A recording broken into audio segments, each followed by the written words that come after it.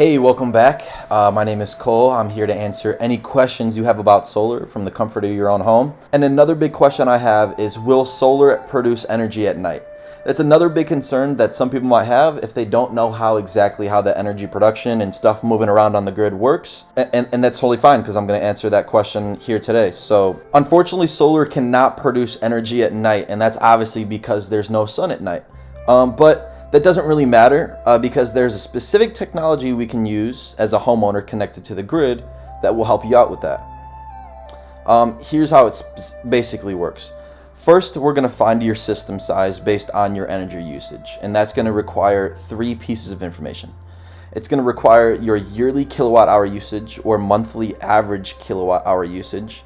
That's going to be the kilowatt hour usage that you see on your bill. Next, we're going to take a look at what your peak daily sun hours is based on your location so that we can see how many hours the solar panels will have at peak sun times. The last thing we're going to need to know is your future energy usage. So if you're going to be getting things like an electric car, a pool, or big appliances, we're going to want to know that. And if you need to size your system, I do have a calculator that you can use, or you could watch another video. But today, I'll just show you how you could take those numbers and get the calculation from there. So no matter what, if you're not going to use any more energy in the future, I always recommend a 20% offset so that your solar panels are producing enough energy for your house and you're not getting an offset bill or a true-up bill on your utility bill and are continuing to pay for electricity from your utility company. So we're going to take those numbers and we're going to put it into this calculation, and you'll be able to find your system size. But if you don't want to figure out that equation and do the algebra, you could just use a calculator that I made down below in the description.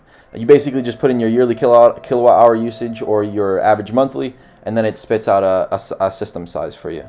So let's say a 12.65 kilowatt hour system size produces you 44 kilowatt hours a day with 4 peak daily sun hours. With 4 peak sun hours, that means every single hour it's going to produce 11 kilowatt hours.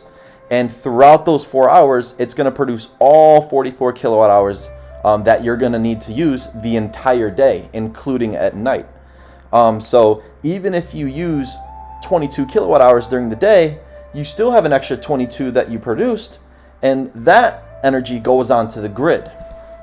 This is called net energy metering. So that energy will go onto the grid and be stored onto the grid from the utility company, and you'll be able to use that energy whenever you want. Because the utility company owes you a credit. So when you get your utility bill, it's usually going to look something like this with a negative balance. And that just means that the utility company owes you energy that you produced from your solar array, and that you are basically able to use the energy on the grid that you produced. Now, you could use your extra 22 kilowatt hours produced from your solar array from the grid with no extra like distribution costs or anything like that. The only thing that will cost is a $9 to $20 a month connection charge to the utility company just to be connected to the grid. So the connection charge is a fee to connect to the grid, and it's really not that much. But if you didn't want to be connected to the grid anymore, you could also achieve this with batteries. Now, you could get something like a Tesla Powerwall, and that will act as basically your own grid. And batteries can also serve as protection from power outages. That just depends on how much energy you use and how much energy your batteries can store. I'll break that down in another video because I don't want this one to get too long. But as long as you use under your daily kilowatt hour production and you're not using more than what you usually would use, you'll never get an energy bill from the utility company for your electricity. You'll have that negative balance on your utility bill, and you'll always have a credit utilizing net energy metering. So if you'd like to see what you would save per month or what your system size would be with an accurate system design based on your actual usage, you could just you could shoot me a text, or you could call me at this number, or you could send me an email. And then what I ask is, just go ahead and send me a text. You could either say, hey, Cole, how's it going? I'd like to get a solar system design or a savings chart.